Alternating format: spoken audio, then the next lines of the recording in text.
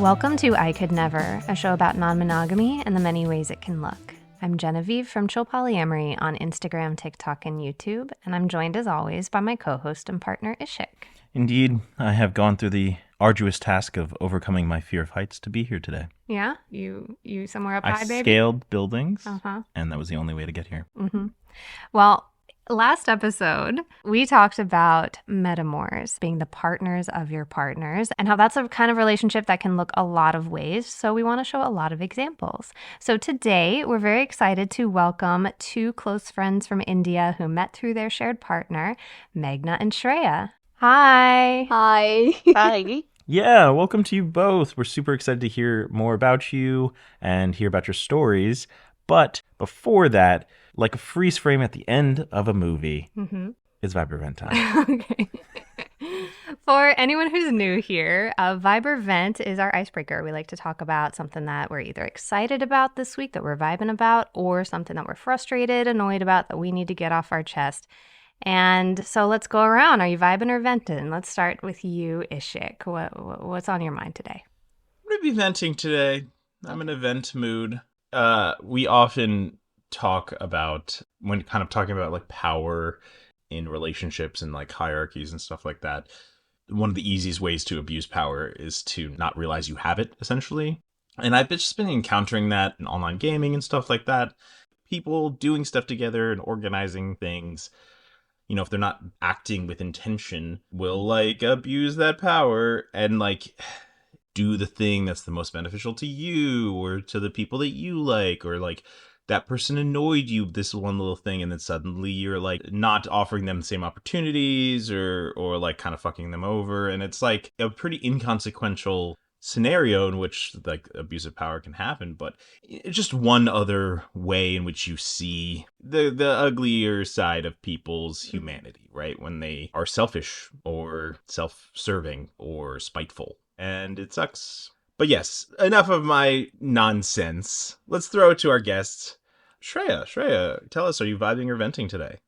I actually am vibing. Tomorrow I'm meeting our partner for after 7 months. So it's coming over tomorrow. We are in a long distance relationship. So yeah, next few days are gonna be like a vacation. The long distance, yeah, where you get a lot of time all at once. Yeah. Well, Meghna, I'd love to hear from you as well. Are you vibing or venting today? I'm going to be venting for sure.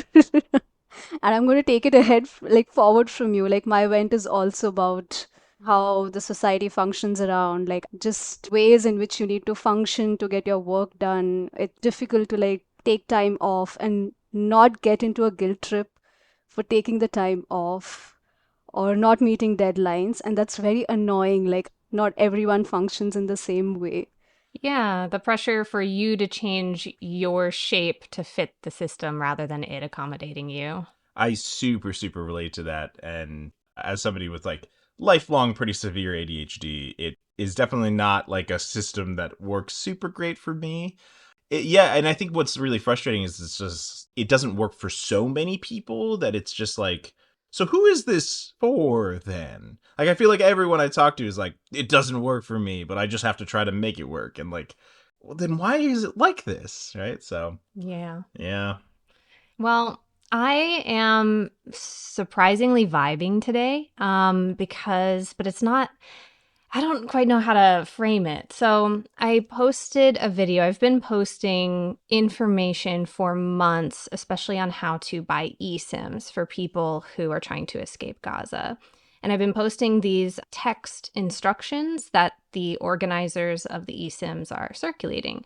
And in my Instagram stories, maybe a few thousand people would see it and maybe 50 people would tap on it, which is great. There's 50 people that maybe are adding to the eSIMs. But this week I felt like, wait, I'm a decent explainer and educator. I can take something that seems complicated and make it short. So I made a 60-second video saying, hey, here's how I'm going to walk you through the steps.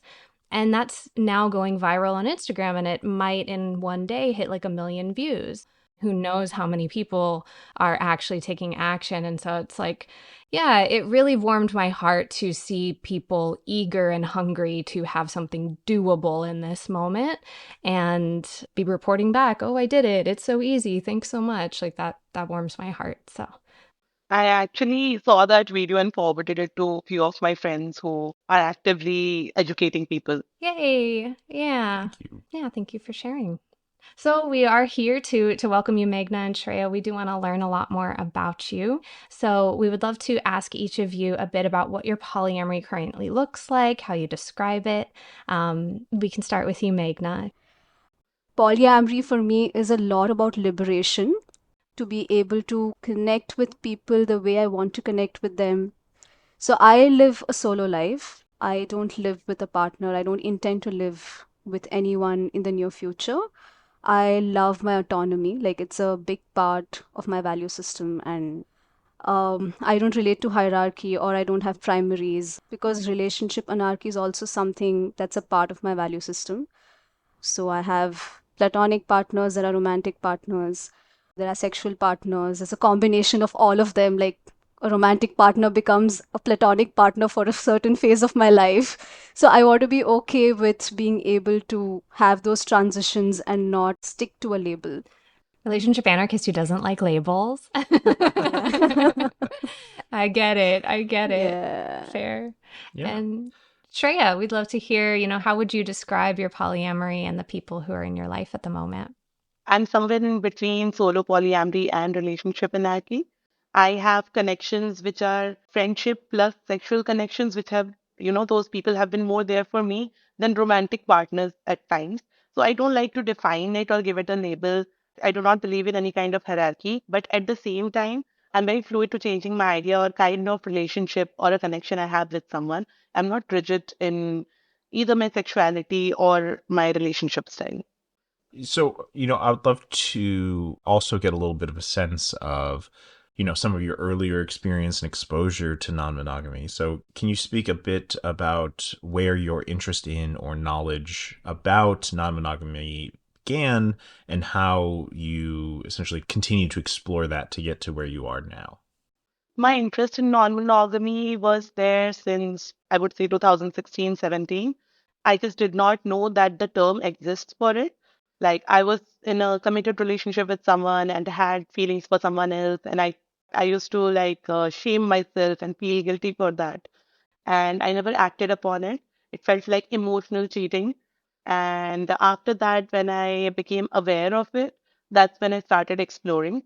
I would say I'm still exploring and learning, but I started exploring in 2021 and didn't really go well around the first time. But yeah, I think I'm in a better place right now to make my own decisions, to make better informed choices, build better boundaries around things. So yeah, What didn't go well about it when you were first exploring? I started dating multiple people at once rather than making my foundation strong and understanding how polyamory works. And it all crashed on me. The time management, I could not handle any of those things, even though I was using Google Calendars and, it was all half baked knowledge. Very common early. We just get so excited. This is possible. Let's jump in. And then, Look at all yeah, these great people. Oh my God, I want to know all of them. This will go great. No problem. easy to get overwhelmed. Yeah. Well, yeah, Meghna, I would love to learn a little bit more also about your early non monogamy, how you found it, as well as when the two of you met and how your paths crossed. So I found about non-monogamy in 2018. I was married for 8 years, like I got married in 2013, and something just not right, and I couldn't name it. Like it was very difficult to articulate or name it. Just Googling about problems in marriages after 5 years or, challenges in failed marriages. And somewhere the word non-monogamy popped up. And when I read about it, I was like, okay, there's a term for what I've been feeling till now. I have been attracted to multiple people all my life. I just didn't know that that was okay. And that's when I spoke to my ex husband as well. So we took a couple of years to understand whether that's something that we both want to do, but that was one of the reasons why we separated. And 2021 is when I actively started living this life. Wow. So it sounds like you both started exploring actively around the same time, right? Around 2021. Is that when the two of you also met? No, actually, no. We met last year. I met our partner 2 years ago, 3 years ago, actually. So we met up, and he was not non monogamous at that time. And we spoke about how we were attracted to each other, and we slowly took that forward. We built our friendship and we took that forward. And then later on, he connected with Shreya. I was supposed to travel to Shreya's city to meet another partner of mine, and he sent some goodies with me to give it to her. And I was like, yeah, sure, I'll definitely hand it over because I love meeting my partner's partners. Like, that's something that gives me a lot of excitement if they are willing to connect with me as well. So to kind of bring it back around, Shreya, how did you meet your shared partner, and what was that experience like? Suddenly receiving this gift of baked goods from the partner of your partner. So I met our shared partner through a WhatsApp group, which was for polyamorous people, and I was just reaching out, asking some advice on autonomy because I was also in middle of a breakup, so I was very open. It just feels weird saying our partner. Can we just use the initial for him? So that would be better. Totally fine. So interestingly, at that time, M was on bed rest because of an accident. So he had a lot of time on his hand. And that's how we started talking and that's how we became friends. We really don't have a date on when we started dating or when we fell in love with each other. Fast forward to me meeting Meghna, and we immediately clicked. We met for a breakfast and coffee. We were talking continuously for 3 hours or 4 hours in a coffee shop, and she had a train. That's why she had to leave. And I met Meghna before I have met N. What an unusual story to meet your meta before you meet your partner in person. So you've both been friends since that moment, it sounds like, that it was, friendship fireworks. And you've been long distance the whole time as well. You're both calling us from India, but very different parts of India, yes? Yeah. So, yeah, I would love to learn a little bit about how your friendship looks since you're not sharing physical space with each other very often. What do you do together? How do you support each other? What does that look like? I don't think I've ever thought about this in detail. Like, how does this look like for us long distance? For me personally, long distance has never been a challenge because most of my relationships are long distance. M is probably the only partner I have locally in the same city. All my other partners and lovers are 10, 12, 14 hours away. So it's a very ad hoc and a very organic thing. It's not like a planned friendship that we have to spend so much time or we need to see each other so often. Yeah, it's very organic. Yeah, I was actually thinking about one thing that Meghna and I, we are reading more than two. And we take it very slow because it's not a book that you just read in one sitting. You read it, then you apply it, you ask the questions to yourself. So yeah, that's something that we also connect on. We love a long distance book club. Mm. Yeah. So we won't always be besties with our metas. Sometimes we are navigating being in community or an extended relation with people that might cross a line or like might make a mistake or just maybe we don't get along or don't even like each other. So have you navigated that kind of relationship? Yes, I have. I was put in a situation where I was meeting the meta in an event for the first time with my shared partner. And I had in the past told my then partner that before this event, I would like to meet with you and the said Metamor in a coffee shop or something just to break the ice before we go out in the world and, are in front of people. So that was kind of I felt like I was bombarded before making a connection with them. And it was not a very comfortable situation to be in a shared space with so many people meeting a metamor where almost everyone knows me. I was forced to take pictures with both of them. The relationship did not work out with the metamor and I, and it felt really weird. Hmm. Mm. Mayna, what about you? I have had an experience before not liking but not getting along with a meta, just because of the way we do our polyamory is very different. I mean, I do interact. It may not be deep friendship, but I will be cordial and civil to her because she's a meta.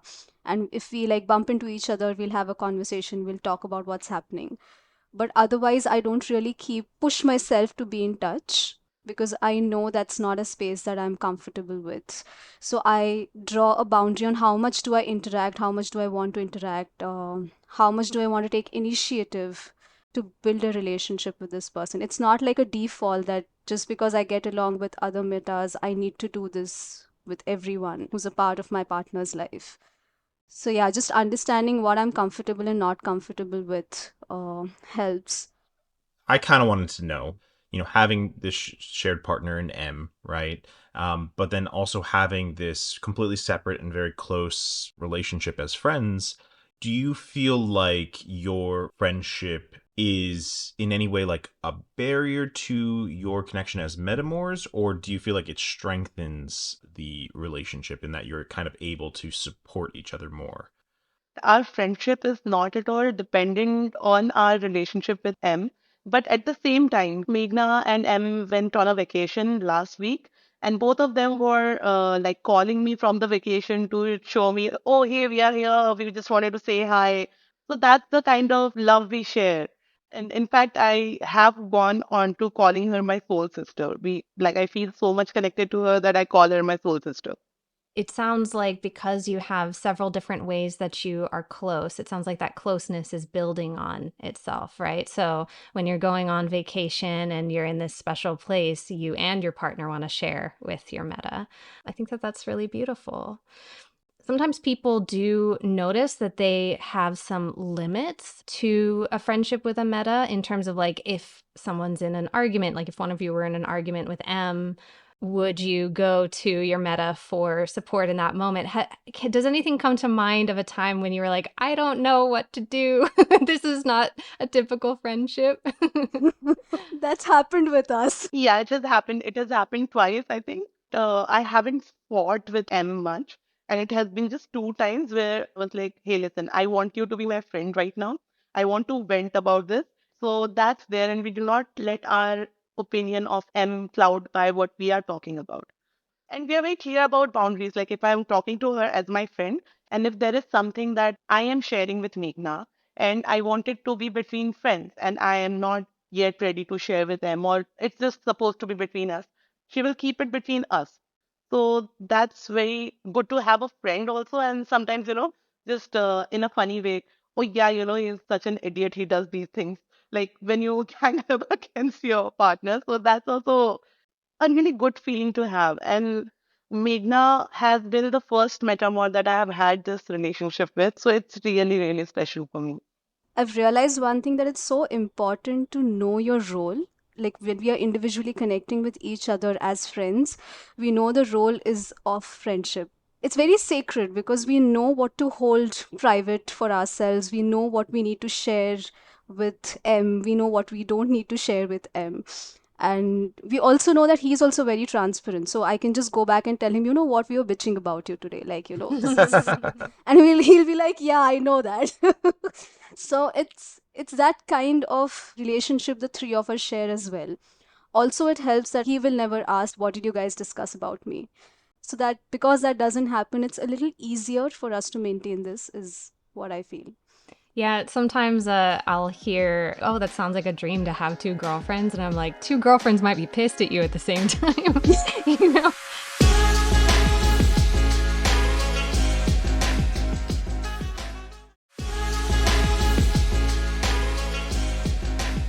Since you had the experience of getting married and then ending that marriage, I imagine you can't totally stay closeted. At least everyone knows you're divorced, at the very least. But are you out to your family, your extended friends? Like, how comfortable do you feel sharing with everybody in your life this new direction you want to take it?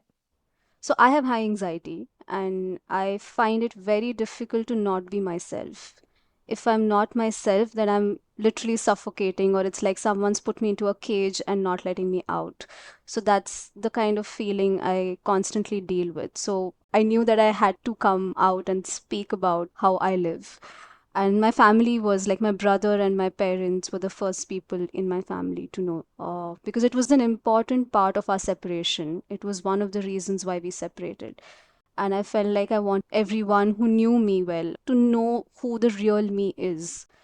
So I did sit them down and speak about non-monogamy, and I don't expect them to understand because they have their own system and what they believe and what they don't believe in.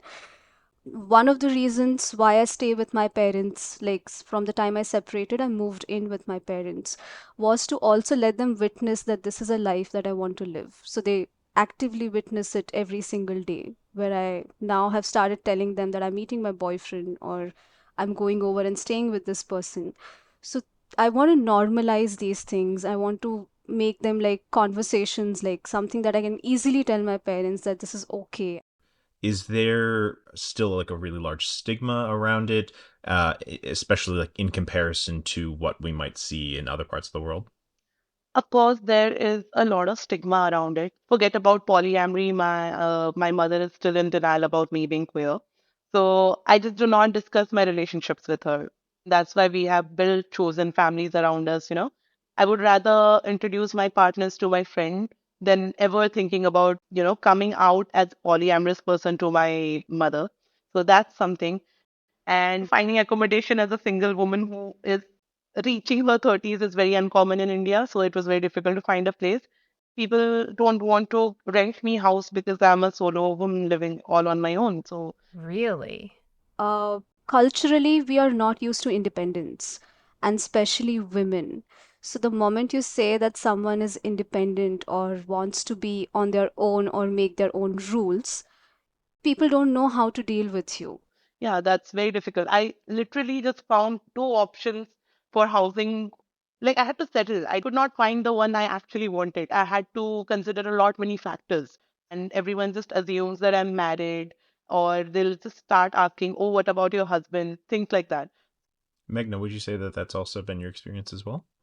Yeah, very similar. I feel my family doesn't know how to interact with me, which I get because they're not used to women being so independent and not taking permission from a man or taking permission from a father. So it's very new for them. So disconnecting from the family immediately is very hard here. There's so much of interconnectedness. Like for a lot of people, it could be just about property. It could be the kind of relationships you hold with your siblings, which you don't want to let go. Trying to find that balance. Is there a way I can balance this out? I mean, so in your opinion, do you get the sense that people are not familiar with the concept of polyamory? So polyamory as a concept is very new. The tribal communities in India have always been non monogamous. So, polyamory may not have existed, but there have been some forms of non monogamy that have been existed in terms of community living, in terms of shared partners, in terms of shared children, like the village raising children together, or it doesn't matter who's sleeping over at whose place. So, that's existed for a very long time. But in urban India, polyamory is very new. It's not something that's been known by a lot of people. So there's hardly any differentiation between monogamy and marriages here. Like monogamy does not exist. It's only marriages. And it's been a boom since COVID. Like I think 2020 is when a lot of couples opened up their marriages and they wanted to seek other connections and they wanted to understand how does this work.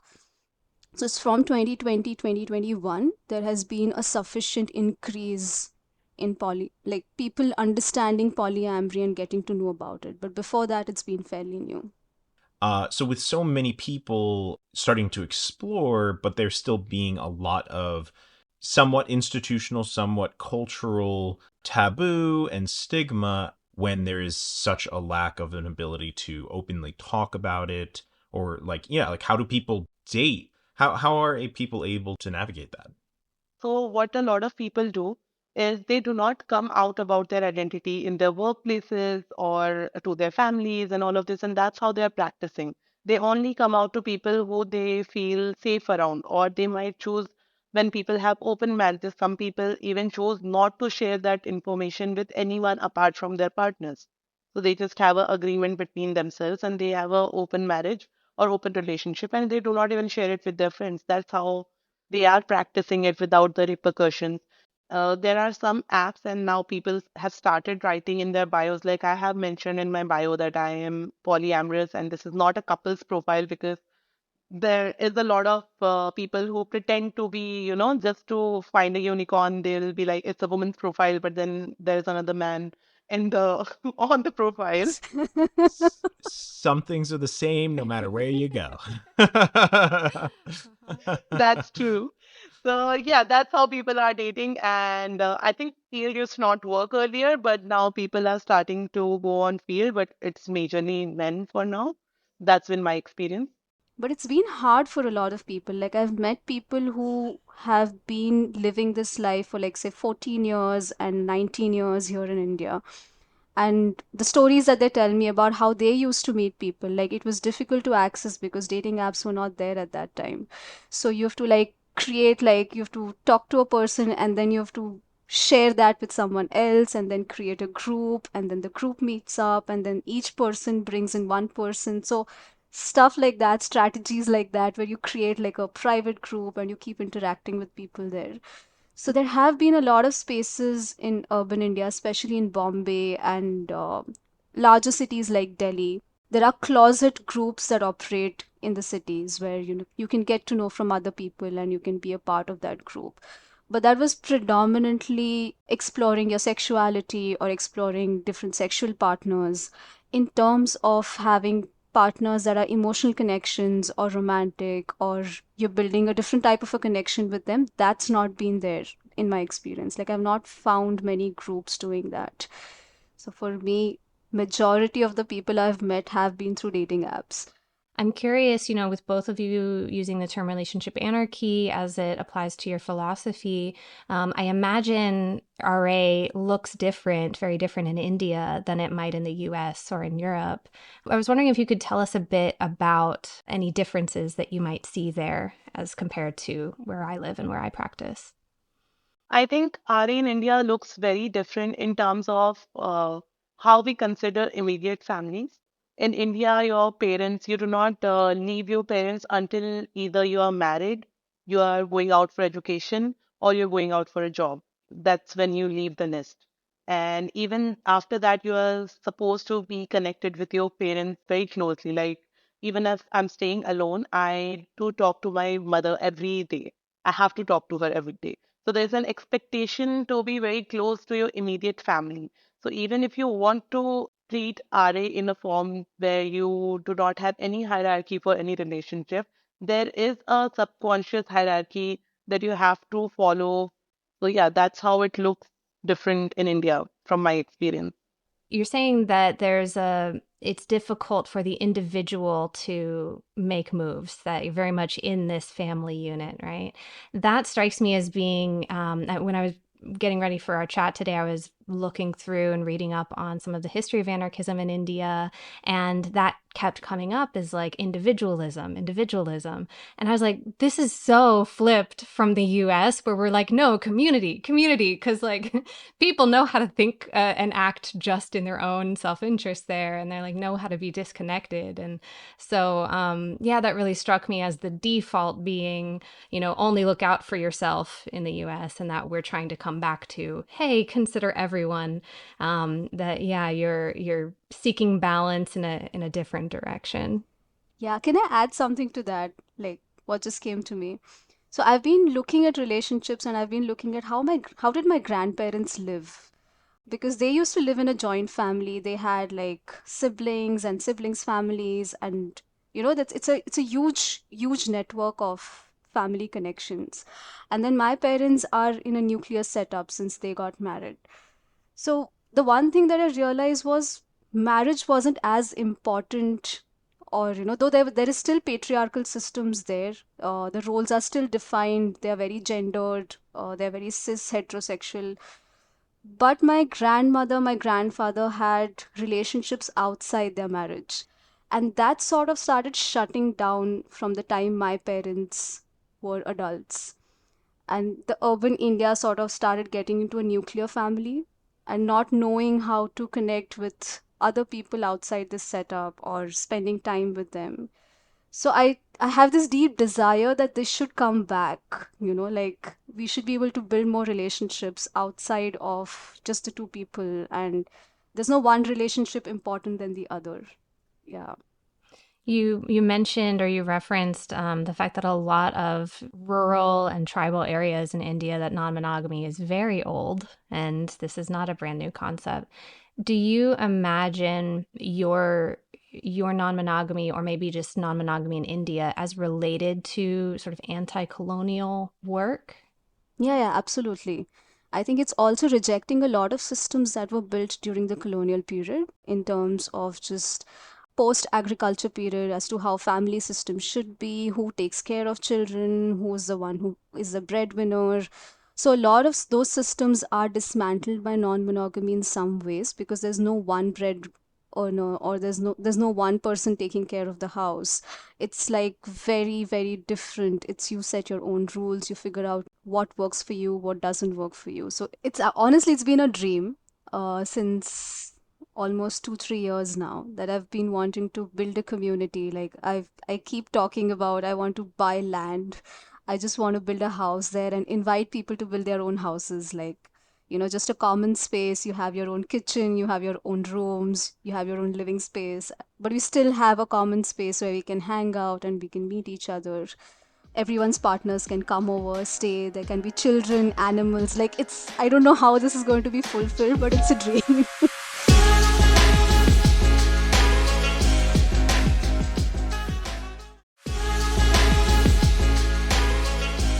Yeah, I mean, I think, Shreya, you were touching on how your queer experience is very tied up with your experience with polyamory, with non-monogamy. And, speaking to the colonization of India by the British in the 1800s, that brought with it the criminalization of homosexuality and, quote, intercourse against the order of nature. Um, and as I understand it, that wasn't overturned until pretty recently in 2018 after 2018. after like a very long, like almost decade long legal battle. So first off, I'd love to just ask, as a queer woman going through the emergence and strengthening of the queer rights movement in India, what was that like? So I think if in 2018, I remember the date, it was 6th of September. If queerness was not decriminalized, I don't think I would ever have explored myself, first of all. And I would have never found out my identity because uh, something being illegal and stated as a criminal offense, you are obviously scared. There were a lot of crimes against queer people. There still exist crimes against queer people. Like even the police will take side of the cishet people if even if you go with a complaint even now. And we still don't have a marriage right for queer people in India. We are still fighting for that. Even though I do not believe in marriage and do not want to get married, I still want people to have that. Even if people have been living for 20 years with their partners, they cannot take a decision on their when they are on a hospital bed for their partner. Like your parents would be called, your family who you are not connected with, who have disowned you, they will be called to make a decision on your life or death, which is why marriage rights are so important to have. So that's something, it's something very personal to me, and that's why I'm getting so emotional talking about it. So, yeah, it's a huge part of me. So I hope that answers your question. Yeah, it's like maybe we don't want to participate in some of these systems, like if you don't want to actually get married, but like you're saying, just the decriminalization of it felt like it gave you permission to explore. And so actually legalizing and instituting that queer relationships are not only valid, but they have rights as family legally, that is very important. And it sounds like there's an active movement fighting for marriage rights at the moment. Is that what's Yes, happening? in October, I think, in fact, we were on a vacation together, me, Meghna, and M, during the time when the results for the marriage rights were like the case was being fought. And we were at a bar, all three of us, and I just opened Twitter to check the outcomes, and we did not win it. And I just had to bend because I got super emotional at that time, and yeah, Meghna was with me during the verdict. So yeah. Meghna, I'd love to actually kind of follow up on that. being there as somebody who, as a straight woman, supporting your queer friend, in that, what has it been like, kind of from the side of being an ally, but the people around you are still not afforded the same rights that you are? It's actually very hurtful because, like, as Shreya was talking right now, I also teared up a little bit because uh, though I know I'm not queer and I'm not going through what they are going through, but I can feel the need for systems accessible to each and every person. Like, there are so many people in our country who don't have access to legal support, who don't have access to insurance, just because you cannot prove that you are in a standardized family setup. Just, I think 2 days ago, a man was arrested for illegally adopting a child. He's gay, and the system does not support gay men adopting yet.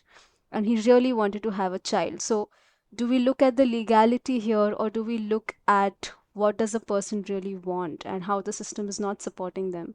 So it's a huge battle that everyone's dealing with right now. There's a lot of times that I feel that, oh, okay, I'm not able to do enough in this space. Like, there's nothing I can do. There's so much of hopelessness sometimes that, I'm like, what's the point of existing if I'm not able to support people that I love? But also, the kind of work I do, I know I'm going to work with children, adolescents, young adults who have some space to understand these things, talk about them, who are very honest and transparent about what they feel. So that's one part of hope that I'm holding on to. What would be kind of the next big goal? Like, what kind of big change would you each like to see? What would make your life a lot better, right? Like, in terms of like seeing something change around that. Basic thing that I want to see change is people knowing that there are all kinds of relationships, whether it's queer, whether it's non monogamy, whether it's being solo, whether it's being in a quadruple or whatever. It's just basically what works for people. And I think that's the crux of it. Like, I think if people start understanding this, that there's no one way to do a relationship, there's no one way to live a life, there's no one way to grow old, I think things will become much easier to accept. I don't think I've had this conversation with Meghna, but one thing that I have noticed, and it's difficult for me to find people who want to be emotionally invested. It's much easier to have people who are sexually involved rather than finding emotional involvement from people. This I want people to be more aware of polyamory. Also, because in monogamy here, the fear is always, how are you going to grow old? Like, if you're not married, if you don't have a husband, if you don't have financial security from the person, if you don't have children, who's going to take care of you? So there are so many of these things that are very fear based. And I think that's what needs to change. Relationships shouldn't be fear based. They should be something that we want to do, that we cherish and we love doing. It sounds like there is a very rich history of all of these things: queerness, non monogamy, communal living, and that a lot of that got whitewashed away because of colonialism, right? And so is that a part of the movement? Is sort of saying like, hey, this is actually like, the way that we are practicing, the way that we are living, is what India was like for a really long time. So it's not so much about non-monogamy as there are not enough voices speaking about it. But since the queer movement has been going in India for a while now, people are there who refer to sculptures and old monuments that, hey, see, this existed. Like same, like people were together. Like this all went away because of whitewashing. So that's there. Also, there is this one writer that I like. His name is Devdatta Patnaik. So he has written on stories on mythological India and how trans people, queer people, everything existed in mythologies as well. Because Indian people, the population of India is majorly Hindu and they are very religious. So, to know the perspective that even in mythology, queerness existed and non-monogamy existed, it's very refreshing to see that take. Like it's something that you can, if you are like having a conversation or a discussion, you can be like just talking about if I'm talking to my mom and she's very religious and I'm like, hey, so what are you talking about? It's in your scriptures that this existed. Okay. there was a trans person. What do you say? Like, what do you mean by queerness does not exist? You always gotta love when you get to like quote scripture at religious people. Be like, oh, this is actually your scripture. Here you go. Exactly. It's like quoting the Bible, how it's, yeah, Yeah. Oh yeah. it's fun. Thank you both so much for joining us today and talking with us about all of this. Yeah, I'm vibing right now. Yay. We were already vibing. High five on that. We did it, Shreya. We flipped their vent. Yeah. So yeah, at this point in the chat, we like to welcome you to, share anything you'd like to share in terms of any projects you're working on that you want to tell people about, or any organizations you think people should know more about. What would you like to plug today? Yeah, so there are certain mental health practitioners in India who are very polyaffirmative, who are non-monogamy affirmative, who are queer affirmative as well. And I think there needs to be a list where people can access and say that, okay, this is a person I can go to if I have, like, if I think I'm non-monogamous, or if I'm not able to relate to monogamy. There's a link that I've put up where I'm sharing resources about non-monogamy, which everyone can access from a very cultural perspective. You can connect with me on Instagram. It's called The Curly Vagabond. The Curly Vagabond. All one word? Yeah, yeah. So there are a couple. I just wanted to tell people that we are not alone. We have people out there who are also living a similar life. How about you, Shreya? Would you like people to come find anything that you're working on? Would you like to support any particular project today? I am actually working on a project where I would like to build a safe space, as we were talking that these groups exist and people don't know about it, to build a place where people can come who are exploring, who are non-monogamous, who are polyamorous, and they can connect with each other, have a peer support, and organize these things, events where people can meet up. So that's something I'm working on. It's called the heterodox culture. And heterodox means so non-conforming to orthodox beliefs. So it will also have queer people. So anyone who is against the system is welcome in the community. Sure. Is there a website that people can find more about it? It's on Instagram right now. It's under construction, but it's also on my Instagram page. It's linked on my bio. It's Shreya_Satpathy. So it's my full name, SHREYA_SATAPATHY_. Great. Well, definitely, listeners, go check out both of these things, especially if you are in or around, like near India. There is community. And if you are looking for more polyamory content, Genevieve, as always, is on TikTok and Instagram at Chill Polyamory. She's also on YouTube, Chill Polyamory, where she's discussing non-monogamy in film and TV. So you can support those projects and this podcast directly on Patreon, where you'll get early access to videos, private stories, live Q&As, and an option for one-on-one peer support. That's patreon.com/chillpolyamory. This has been I Could Never, and for everyone listening, remember that just because you've never done something before doesn't mean you can't do it.